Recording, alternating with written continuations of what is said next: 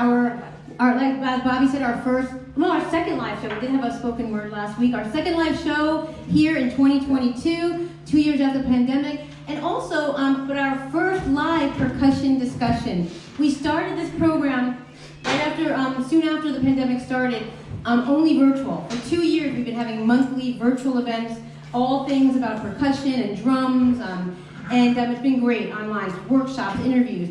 But we are so glad to be able to get to be live in front and with you all here at the Bronx Music Heritage Center. So, just a few little housekeeping things before we get started with the program. The Bronx Music Heritage Center programming is supported in part by the National Endowment for the Arts, the New York State Council on the Arts, public funds from the New York City Department of Cultural Affairs in partnership with the City Council, the Lily Auchincloss Foundation, the Laurie and Tish Illumination Fund, Howard Gilman Foundation, and the Live Music Society.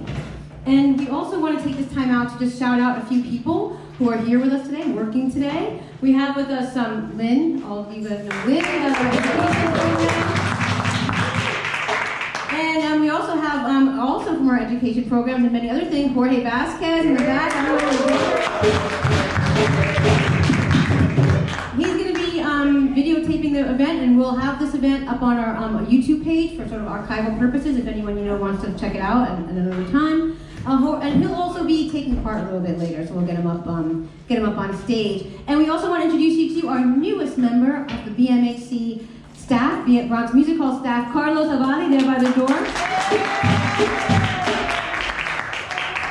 So with that, and also we have some of our conga students today are here in the class. Give yourself a round of applause from our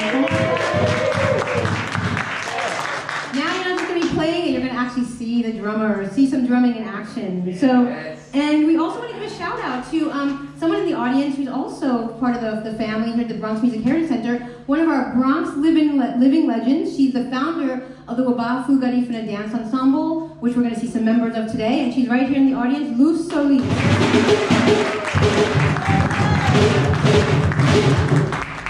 But also we want to give a shout out to this, 2 days ago, right, it's March 14th, so 2 days ago started the Garifuna Heritage Month.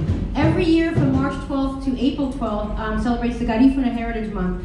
The Garifuna community, which we're going to see some of their music today, it comes from places in Belize, Honduras, Guatemala, and Nicaragua, St. Vincent in the Caribbean, and also the largest Garifuna community outside of Central America is here in the Bronx.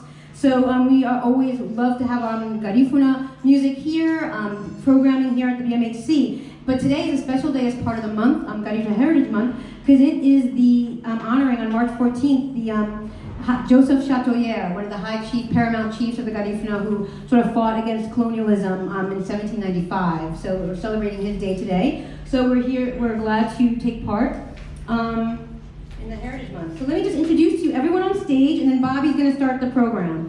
So we have over on the far side, representing bomba, Puerto Rican bomba, we have the dancer Oxu Fiberglass. Oxu has been part of many different. She's formed her own bomba group. She's an educator. She is a dancer and does all kinds of workshops, many performances in bomba and other sort of Caribbean styles. Matthew Gonzalez here. He's a drummer, grew up in the tradition. Not only do you see him playing the traditional music of bomba and plena, but you've probably seen him in Latin jazz and salsa bands all over the city as well. So to represent the Garifuna, on this side we have Catherine Solis Rey, who's the assistant director of the She's been dancing with her mom, the founder of Wabafu, since she was 2 years old, and not only does she do Garifuna dance, she does studies jazz, African dance, modern dance, tap, but we're going to see her showing us some of the traditional Garifuna steps tonight. And then we also have with us Jose Esterio Guerrero from Honduras. One of the pioneering members of the Wabafu Dance Theater, and he's playing the segunda drum, but I guess they will talk more about that when they start the discussion. And right here we have Jose Luis Morales Martinez, also from Honduras, and he's Udari Dance Company, the Joseph Chatoyer Folkloric Ballet of New York, and Wabafu also. So welcome everyone to the stage, and Bobby, take it away. Thank you so much, everyone. Well, if anything defines what we call the Americas, and America is not just North America, it's North, Central, and South America, and of course the Caribbean. It is the drum. We are all children of the African diaspora. We dance. I would say we make love. We work. Our daily lives are governed by the most important aspect of music. There's three aspects in music: harmony, melody, and rhythm, which is the most important one. And we are defined by rhythm because all of our different cultures, whether you're from Colombia, Ecuador, even Argentina, obviously Cuba, Puerto Rico, the Dominican Republic, Haiti, New Orleans, Louisiana, could go on and on and on and on, are defined by rhythm and drums. And we have two incredible traditions represented here tonight. From my ancestral homeland, Puerto Rico, we have the bomba tradition, and bomba is not just one rhythm. It is a complex of rhythms and dances, etc., which we'll have our esteemed guests talk about in a second, as well as the Garifuna tradition, which is defined by a different style of drum, but different dances, different rhythms as well. So I'm going to start off with the ladies first, okay? Porque yo soy un caballero, ¿no? And that translates into English, porque yo soy un caballero. You know? So I'm going to start off with Catherine first, and Auxil. I'm going to ask them first, how did you get involved in your own culture from your ancestral homeland from a musical standpoint and dance standpoint?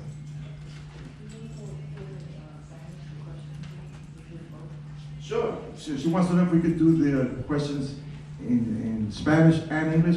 Y yo le estoy preguntando a ella cómo ella empezó y a Oxil también cómo empezaron en la tradición del baile y la música folclórica de sus propios países ancestrales. Damn, I can't believe I whipped that off like that. My mother would be proud. So, as Elena mentioned, I got started at 2 years old, and that was unexpectedly. That's because I've been hearing the music since I was in my mother's belly, and so I was born into the culture really. My mother she founded Hamalali Wayunugu Dance Company in 1992, which is now about to go to theater, and so. I was just from as long as I can remember, the drums, I've heard the songs, and being born here in the Bronx and raised in the Bronx, I would say it has been a challenge to, stay involved and keep the culture alive, but that is part of, I think part of the purpose is to be able to preserve the culture nationwide no matter where we are. So I'm just grateful that I was born right into the culture, and I kind of just had no choice, really. It was once I was a teenager and adult that I began to really embrace my culture. So I think as young people, sometimes we have resistance to our culture, learning the traditions, but I'm very grateful that my mother and my father have always instilled in me to be connected to the arts and also know who you are. And so that's why, I am who I am now, where I'm able to, I know who I am, and I also make sure that I'm passing that on to my son. Keeping in that realm, I just want to riff on that a little bit. Did you find any difficulties in preserving the language, the Garifuna language, in your home, or were you resistant to that as well? Definitely difficulty with that. I think just because we naturally, we hear English, that's the primary language here in this country. And, our being a first generation, I'm here as a first generation child, and, your parents and your grandparents, they want to make sure they're able to excel in this country. And so part of that is knowing the English language very well. So, English was is my most fluent language. And my first language was Spanish. However, Garifuna is our language. But I think through the hustle and bustle and just trying to stay alive here, you almost sometimes forget, to stay connected to who you are and your culture. And it's now that, I think when I got older, my mom was like, oh snap, you don't speak Garifuna. And then she wrote a book, Learn Garifuna Now. So that has been helping me. And, you know, me having to take on that responsibility of actively, you know, trying to learn, asking questions. And so that's where I am now, learning my language, but also remembering that that doesn't mean that I cannot keep preserving my culture as much as I can in all the other aspects. Fantastic. Oxil, how about you? How did you come to the drum, the dance, etc.? Hi, good evening. You hear me? Yes. Like her, I think, and like most of us in this, art, we are exposed to it from, the moment either that we're born or very little, at a young age. Not everybody performs at a young age. I wasn't performing at a young age, but I was exposed to it through my grandmother, her sisters and her brothers. They are from Puerto Rico, were from Puerto Rico, and from a town called San Dulce, which back in the day they called it Cangrejos. And it was one of those towns in Puerto Rico, black towns, where they used to play bomba. And so that knowledge and those stories and that narrative, I learned from them. I saw it later on. I was still a child, but I probably was 8, 9 years old when I saw Rafael Cepeda and his family performing. And it wasn't until later that I was able to start that journey as a professional bomba dancer with them. So yes, it's something that it seems, for other people it might seem, oh, you're going back to your roots or stuff like that, but it's very organic. It's something that you are always connected to. It helped, it had, or at least to me, it was something that was very important for my identity, especially when, in my particular case, I was born here, but I was going back and forth. So I would get kind of disconnected in that sense of music and dances, but because I had a very Puerto Rican upbringing, then it didn't matter where we were. I was able to preserve that. And in that process of growing up, especially here, all of that information was very important for me to know who I was, or at least construe that identity of who I was in the middle of a place where people lose their identity because you gotta fit in. And at the same time, you have to hold on to that to belong to a group and be defined. Because even if you don't define yourself, the system will define you. So all of those things between music and dance, especially as a child, all that information was transmitted to me, which was way better than reading a book, or because you get to feel who you are, not only read about it or hear about it. You get to feel it, you get to hear it, and you get to express it in other ways. So it was very important, not only in my process of growing up, but also when I had my child, I understood the importance of passing, that information. He plays bomba as well. So all of that becomes that legacy that you pass on to future generations, not only your family, but extended family that, come to you in different ways, when you teach workshops, when you perform, and all these people, kids and people of different ages, start identifying with these things, and that I believe are like these resources that help people empower themselves, and get together and build community and strengthen their identity. Fantastic. I was going to ask a follow-up on that. With both of you, obviously, you are purveyors of these incredible traditions, but obviously you grew up out here in New York and in Puerto Rico, going back and forth, and you yourself, Catherine, here in New York City, growing up listening to other forms of music as well. Was there ever a conflict? Like, I can tell you from my personal experience as a New York Puerto Riqueño, growing up listening to rock and roll and funk and soul music and this and that. But of course, eventually what happens is like as has happened to me, your own culture calls you to come back. So, did you experience that as well, or? Well, not yes and no, because while I was growing up, besides bomba, which was something like in the home, you hear at home. But the other phenomenon was salsa and fania and all of that. Right. I failed to mention it, yeah. So. Yeah. So once that came out, it didn't seem so far because the drum still was the protagonist in that music, right? And black people.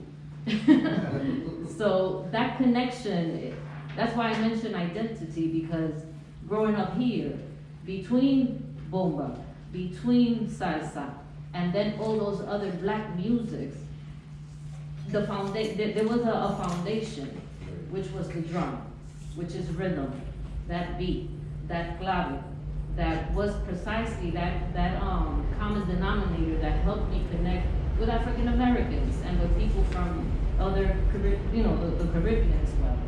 So it wasn't something that clashed. It was something that helped me understand music better and be more diverse. Because once you learn to identify that rhythm, that beat, that clave, you can dance anything. You can connect with anything. So we can be listening to soul music, to hip hop, whatever, and it's that beat, that thing. And once you have it, if you don't have it, I'm sorry. But if you have it, it's gonna be easy for you to understand and connect and appreciate. And in my case, it didn't really clash. It was just like an expansion of that knowledge, but through the body as a dancer. And also by, listening to music, appreciating that and being able to identify that. You want to comment on that? I would say, I don't think I ever experienced necessarily a conflict, perhaps a distraction. I would probably look at it like that, where, I think now that I'm older, I'm able to incorporate all my experiences and all the musics that I've heard and all the different cultures that I've experienced and integrate it into now my choreographies and just my knowledge of culture and all cultures. However, growing up, I didn't really listen to my own music that much at home. In practice, because my mother had a dance company, every Saturday I would hear the live music, so that was good. I would hear the cultural songs, the traditional songs. So like I said, I grew up in that. So I just heard it every Saturday really. But at home, we didn't really, it's strange, right? We didn't really play the music like that. We didn't. Even when we got together on Sundays, because the family always gets together on Sundays, we're playing salsa, we're playing reggae, we're playing hip hop, a lot of salsa and more salsa, like all day. My aunt and my mama and my uncle Oscar blasting all extra levels music the entire Sunday. So now I love it, we love the music. And of course, like since we're here in New York, that's what, we're hearing a lot of that. So now I know all of that music, but then I realized like I didn't really know my own, songs like that. And so now I literally I study them, I have my aunt write out songs, and now I'm kind of hustling to learn the words and understand the words and all of that. And so I'm appreciative to have been exposed to so many different cultures and all of that, and live in New York where it's so diverse. At the same time, I do wish that was a little, maybe more attentive growing up to my own cultural music, or that my family, now we're making a lot of changes, but my family was a bit more, conscious of embedding, our own music into the family. And so now I think our generation is being more conscious of that, and hey, making sure our kids hear the music. My son hears Garifuna music every day. So that's the difference now. Fantastic. I'm going to turn to one of the elders here, Maestro Jose Esterio Guerrero. Maestro, tell us a little bit about, well, we could be here all night talking about just one rhythm, but I want to try to move things along because we want to get to the performance aspect of the interaction between the drummers and the dancers. Tell us a little bit about the drum that you're playing for us, the segunda, or segundo, and a little bit of some of the aspects of Garifuna drumming, if you can. I started drumming about 1969 back home. Little by little, like a kid, or my uncle been living straight to the Belize. So every year he's going to the countries, play the drums, everything. So they teach me what I have to do, you know, Asian for Asian. So I grow up, I forget about drums. So I grow up, I forget about drums, you know. I start practice saxophone that time. So even that long way, two instruments, drum and saxophone. But my mom told me, okay, what you have to do now? You like a drum or you like a saxophone? I tell you, okay, let me do this. I like more drums. Alright? So, entonces empecé a tocar los tambores. Empecé a tocar los tambores, dejé el saxofón para allá. Directamente empecé a tocar los tambores y no puedo así, poco a poco. Después me fui para la capital. El capital me vine para acá. So he left, so he made the decision to concentrate on drums, went to the capital. Okay. They want you to put the microphone close to your mouth. So, cuando yo me vine para Nueva York, aquí en New York, while I was working every time, you know. So, my cuñada me dice, necesito que me ayudes en los tambores al grupo. El grupo empezó kindergarten, small kid. Mr. Rayale, okay. So, empezamos a hacer las cosas, empecé a tocar tambores otra vez, la segunda y todo. Ahí fue que me refiné más en el tambor. Ya tengo la mente en los tambores, o sea, empty. So I like my drum, second, or sometimes first one, and this is, I like it. So basically, he started drumming even more so here in New York City, dedicated himself completely to drumming. And sometimes he plays the primera, the solo, which is the soloist, but he feels that the segunda, that's his drum, that he owns that. Entonces, this is a second drum. This is supposed to go first. First, second one, this is a primera. Okay? You start here first, after that, you take care of the primera. This is talking first. The primera word. Right. Alright? So, si puede, maestro, ponerle el micrófono aquí para que todo el mundo pueda. Entonces, la segunda es el maestro cuando hay un show. Porque él se empieza primero. So the segunda is He starts first. the drum is that's the master of everything in the show. It starts first. So after that, entonces la primera continua. So the primera follows suit. He's supposed to talk first. After that, primera take care of everything. Take care of the dances, everything. See the face, see the feet, everything. Okay, we continue all night. Sometimes relaxing, but that's not easy. That's not easy to play for those. This is more heavy one. Where your hand, messing up with your hand, you have to see those people feet, what's going on in there. Right. It's continual. This one go behind him. Okay? So the primera player has to watch the foot movements of the dancer, equaling the foot movements in a dialogue, while the segunda is continuing on and on, providing a bottom. Now that we've talked about that, can you hold up the drum para que ellos puedan ver el cuello, para ver el alambre que está encima del tambor? The Garifuna drums to me were fascinating when I first saw them and heard them because they have wires on top.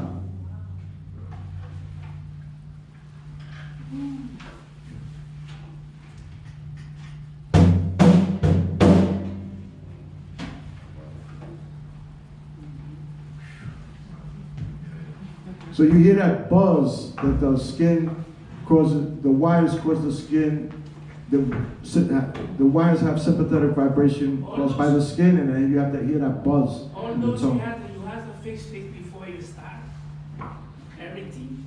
So after you fix it, you have to try what's going on. Now it's good. But sometimes you have to see your drum, what's going on, fix it good. Everything. You start playing around.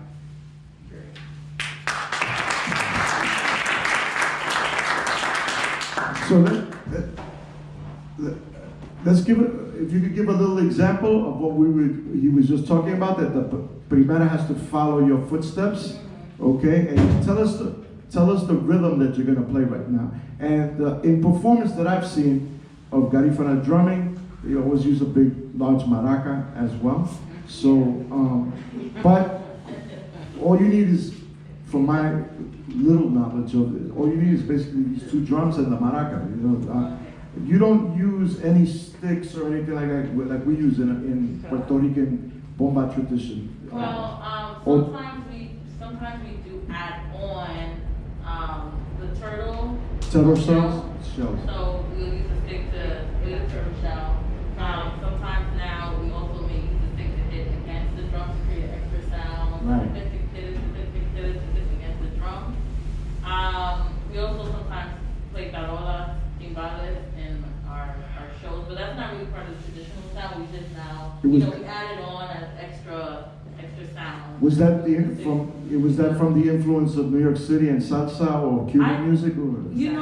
I think so.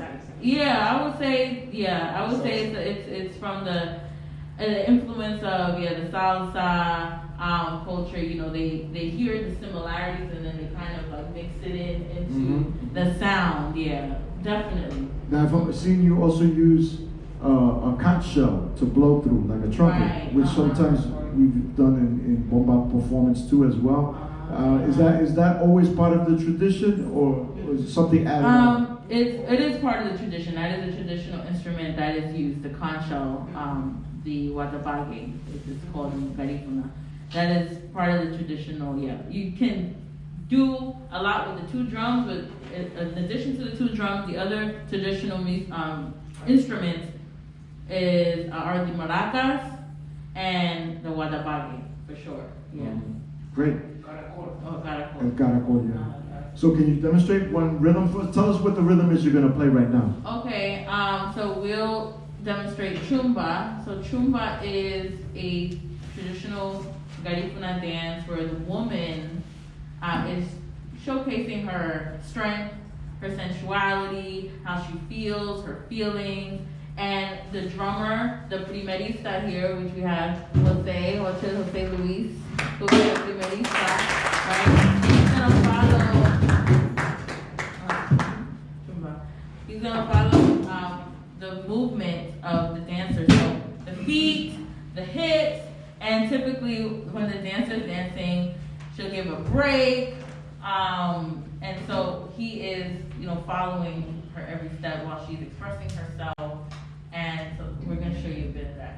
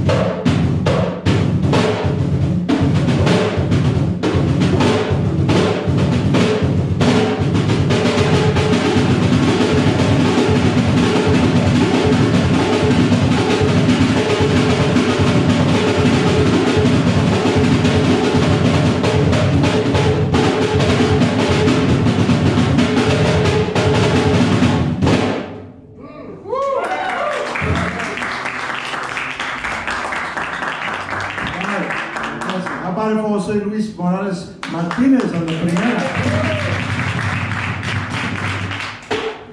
Fantastic. Thank you so much. Jose and Jose. Tremendo dúo ahí. Gracias. I'm going to turn to Matthew Gonzalez, who is one of our most respected. I would say he's a young elder because he comes from a fantastic family. He is very similar in his trajectory, like in terms of his upbringing in the culture of bomba. Like Catherine, she's very young from the family, and so then Matthew. But Matthew also works in a lot of different areas outside of just traditional folkloric bomba and plena. We can talk about that maybe a little bit later, but Matthew, first tell us, for the people that really don't know you, how you started, where you were born, etc., and your evolution in this great tradition, which we call bomba in Puerto Rico. All right, thank you, Bobby. Well, I come from the best city in New York City, which is the South Bronx. Hands down, like Bobby. But my upbringing was like Catherine, from the house, right here on 156 in Westchester by Jackson Avenue. And my biggest influence and my biggest inspiration, the person that I had to thank every day until I'm long gone from this world, is my grandfather, El Señor Bienvenido Ben Ayala. And he was one of my first teachers.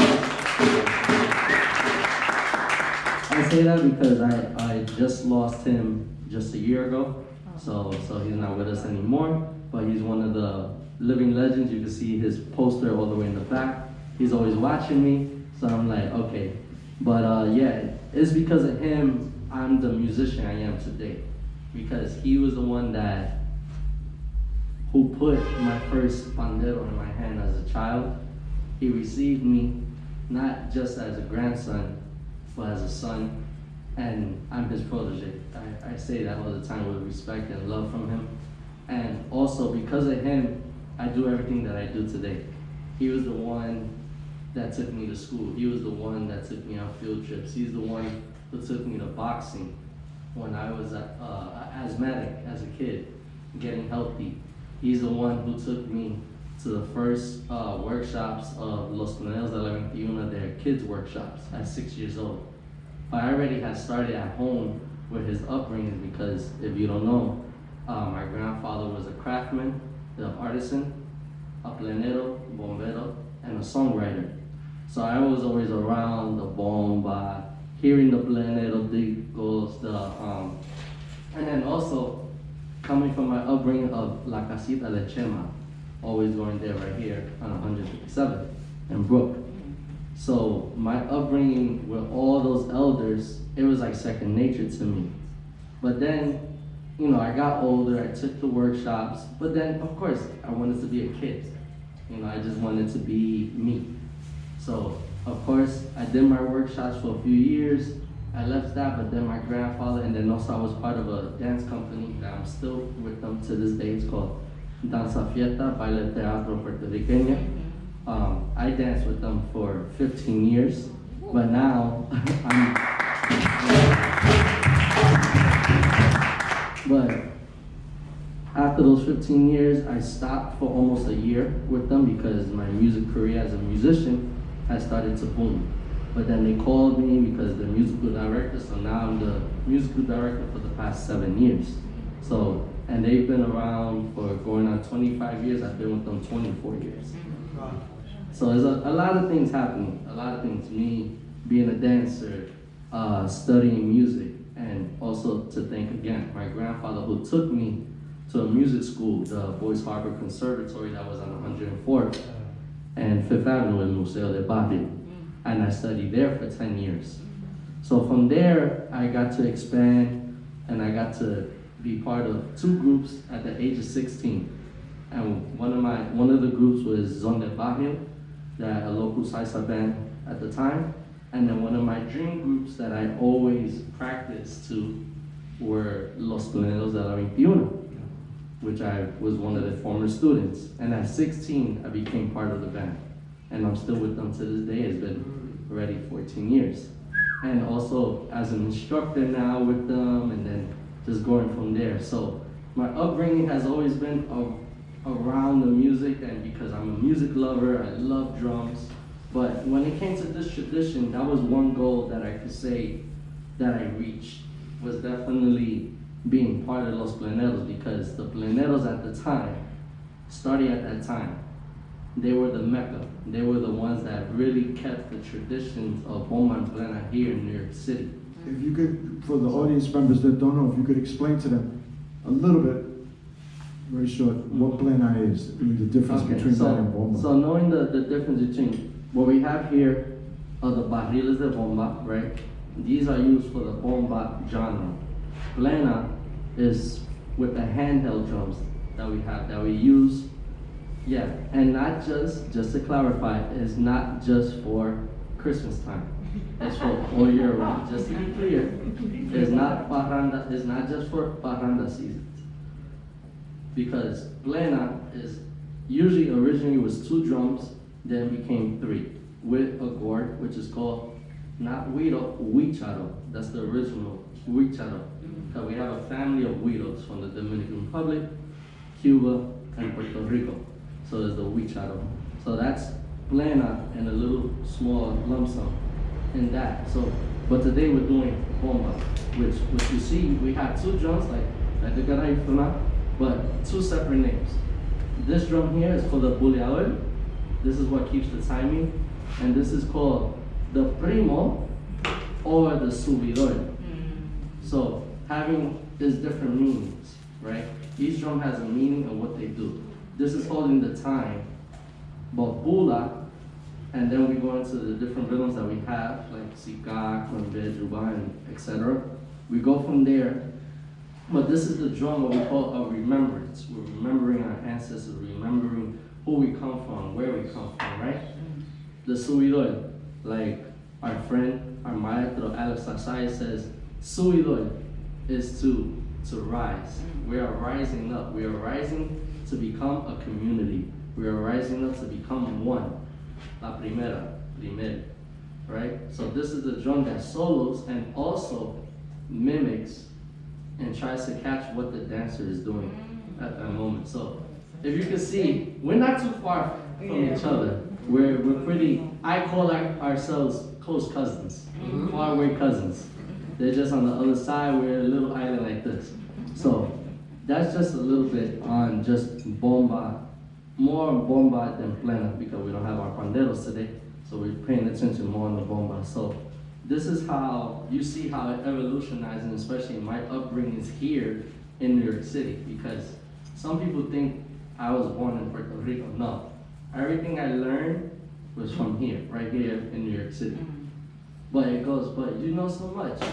Well, I've been fortunate enough to be around a lot of elders, a lot of like the great masters, even the masters that have passed, even one of my main mentors that just recently passed, that's right there on that table, that photo of Hector Tito Matos.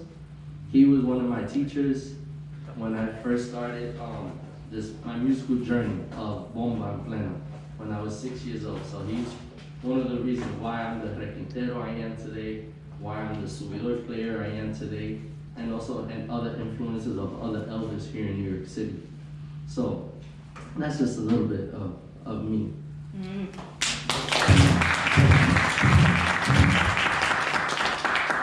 Since the Garifuna drums have those pegs to tune, can you talk a little bit about what you see these drums have is modern machine tuning?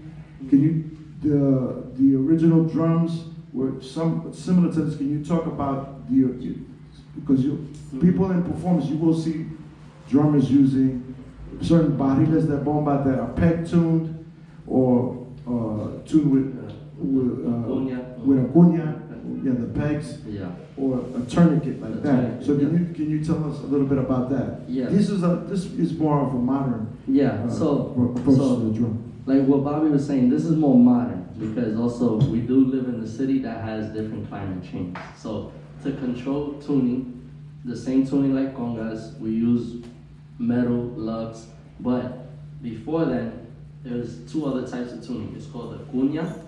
So the cuña is, they say, take a space here, make a hole in the barrel, put a wooden peg in it with a little hook, and from the rim there was a wire that used to go around that, and with that, you get a mallet, not a hammer, a mallet, and then you start tuning to bring down the pressure, to bring down the skin to tune it. So that's the cuña drum. Now, like the drums you see here, what we call them is tuniquete, okay? So that is the same system that they use. They use that wooden peg to start tuning. And then also, if they didn't want to go up as much, what was the most reliable source? El fuego, fire, to bring up the tuning too. You know, heat. Because all of this is a skin, probably you guys use the same kind of skin. That's the chivo, goat skin. That's the type of skin that we use. I know that's the skin that they use too. So you see, far away cousins. So one. Mira. Y ahora now, some primo players on the island, ellos quieren usar un poquito de mula. They use mule, just because they want a little bit of sharpness. Me, for a barril, it doesn't work because of the projection. Because we're talking about an animal that it's a little bit easier. Also, the way it expands.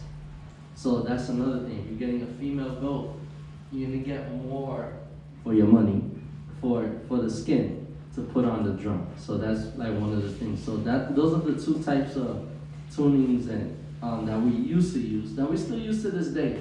But if you live in the States, it's easier just to have just hardware and to preserve the drum and the tuning too, because it's really hard to keep. If you're in the tropical weather, you could have those drums all day, every day. So what you're saying with the skin from a female goat, is it thicker or thinner? Some people say it's could be a little bit thinner. So, but for me, it doesn't really matter. I'm more, you get to see more the thickness of see how it is. It's just more, you get a bigger piece of the goat. So usually just to cover, because this is more of a, not modern, I could say more moderate sizes now, because the original sizes of a barril used to be a 14-inch into like a 16-inch. So it's a little bit wider. So definitely you would use a female goat skin for a juliador that was larger at the time. Also, you needed the extra skin because of the tuning rim that's here. And back then they used to be thicker, so you definitely needed something with a little bit more extra skin to work with, and also to pull, so there's no wrinkles and you could get the tension that you want. And for the students, who are the students, Jorge students here from the conga class? Raise your hand. So with the conga drums, which obviously come from Bantu, rooted in Bantu Congolese culture in West Central Africa, but evolved on the island of Cuba. Those are cow skins or mule skins. So it's different. You don't use goat skin on a conga. You know, it's a different type of drum, different sound altogether. If you were to use a goat skin probably on a conga, it would sound too probably thin. Yeah. You know? Exactly. Some people use, you know, I've seen people use goat skin on a bongo, you know, like Yeah. on That's a little bit more. the macho, which is the small, the bongos, you have the small drum, the macho, and the big drum known as the hembra. Some old school people I've seen use goat skin. But now, of course, Matthew will tell you, companies are making synthetic skins. I haven't seen anybody in the Boma community yet use a synthetic skin, but who knows? Oh, And who knows if somebody will make a fiberglass Boma drum. But that's coming soon. yeah. Yeah, it's, I mean, it's interesting. It's interesting. Yeah. There's a lot of artisanos that what we say experiment, just to see how can we make things better. You know, I understand like the congas, but also the whole thing of wood is always the go-to. Of course, wood is always the go-to because the sound, the purity of it. But fiberglass is more the projection, because we do, as percussionists, Bobby and I, using projection on stage, and so that helps. But in these particular traditions, in any tradition really, wooden drums have their own character. They have their own soul. They have something that carries with them that is irreplaceable.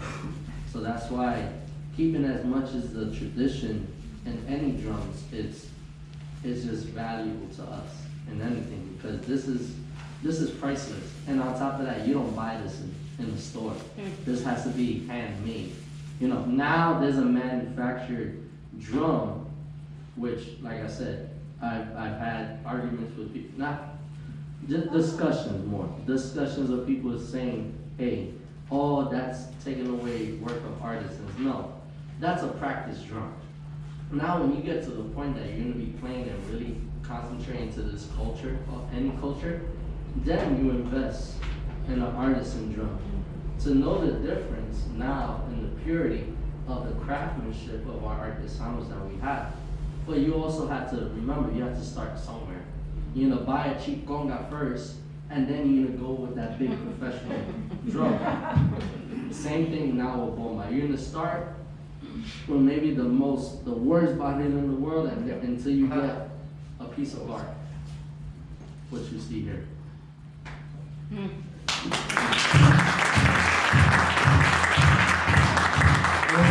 And for those of you who are curious, the difference between a fiberglass drum and a wooden drum, you get a nice tone echo, and a fiberglass drum, you get a ring and a little bit more volume, which works when you're playing in a band with electric bass, electric keyboard, horns, and everything in a salsa context. That works because the power that you need, etc. So, but that's a discussion that we could be here for hours, you know. But the main thing is the people that are playing the actual instruments themselves and their artistry, and we're going to hear that artistry right now. We're going to have Oxid and Matthew play for us right now. Actually, he's going to dance, obviously. Matthew's going to play. I'm going to have Jorge come up and play the Puliador. Special guest, Jorge Vázquez. And this tradition, from Bantu Congo tradition, we use sticks on any wood surface, and that is known as the kwa. The kwa provides an accompanying timeline for the Puliador. And nobody has ever been able to answer this question for me. We use just one maraca. You would think, well, we use two. The Garifuna tradition, they use two maracas. Why do we use one? Everybody's told me, man, I don't know. But I'm gonna have Catherine play this. I'm gonna play the kwa. You see this? Now this is shaped off of the, what did they use in the old days besides the barrels? They use a chair, the side of the drum, even a wooden floor, or a whiskey barrel. Here's a small, so this is shaped, this was made by an artesano, Joe Santiago, who made this drum for me. So, as Matthew said, support, well, the artisans that make these instruments are true masters, so always support them when you can. You know, whether they make a maraca, or the small instruments like the guiros, etc., the guicharos, the guiras from the Dominican Republic, or in our case, the barrigas. So I'm gonna give Catherine, sorry Barry, to cut you off really quick, but I'm gonna give Catherine a quick crash course on how to play maraca and bomba in 5 seconds. Okay.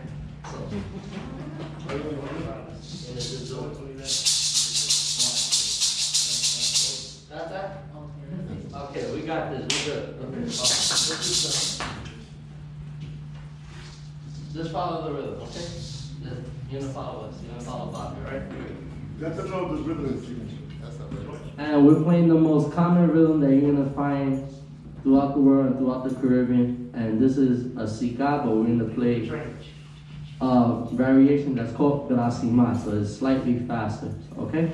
And this rhythm, for those of you who are into the history of jazz, was played in Congo Square from about 1804, 1803 till about 1859 in Congo Square, New Orleans, which was the only place in the United States where hand drumming was allowed to be played. And then it finally was stopped. Why? because of the Civil War. And they wanted to take away the rights of blacks, etc. But the remnants of those rhythms got transferred to early jazz, to what became the drum set, ragtime, and all the things that led to what we today we know as jazz. So this is nothing new. It's part of your culture, their culture, our culture, etc. El tambor llama y el tambor une. Yes.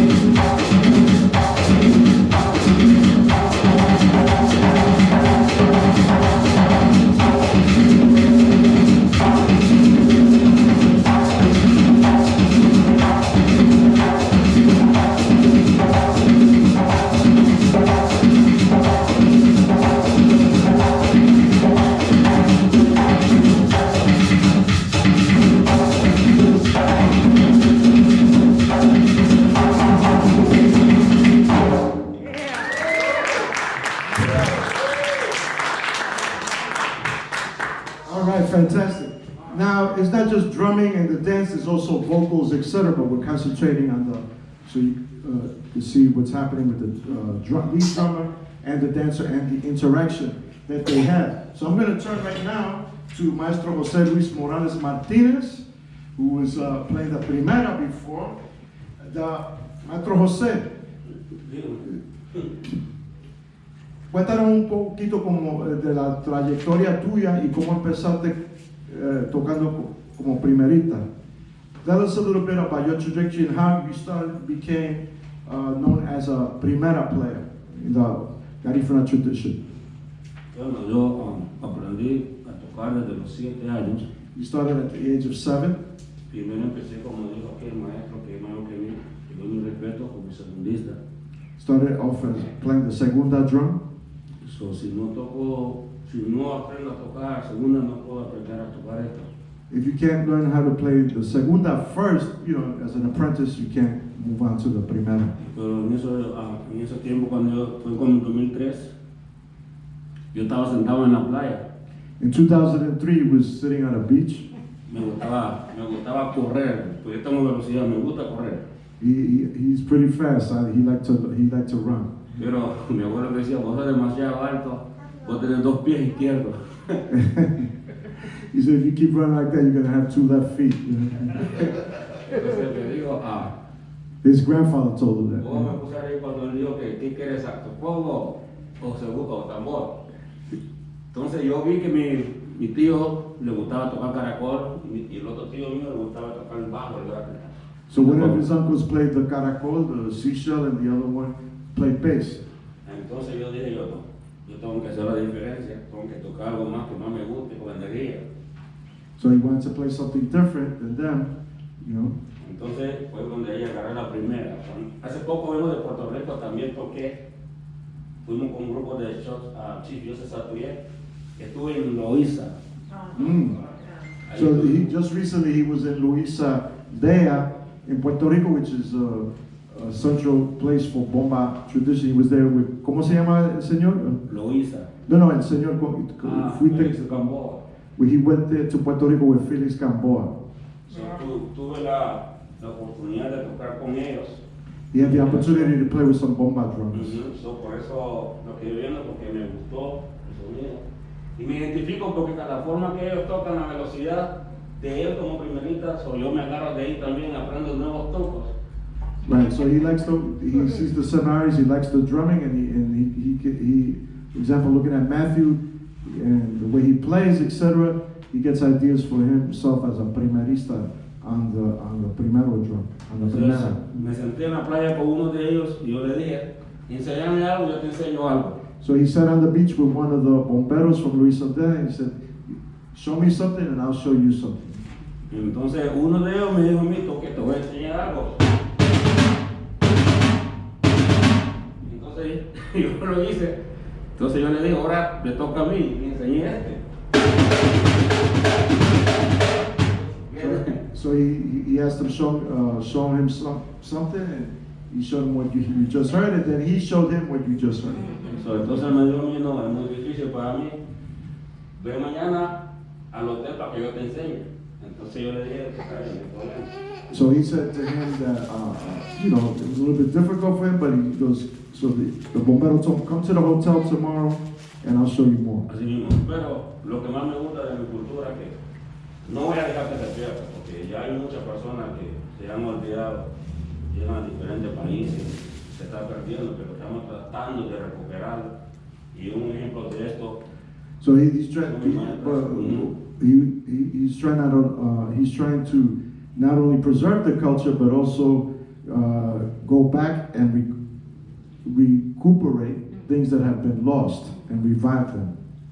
sí, entonces no voy a permitir, so voy a seguir haciendo esto, incluso mi hijo voy a enseñarle también para no perderlo. So he'll always continue to do this, and he's never going to stop doing it. Eso es todo, gracias. Thank you.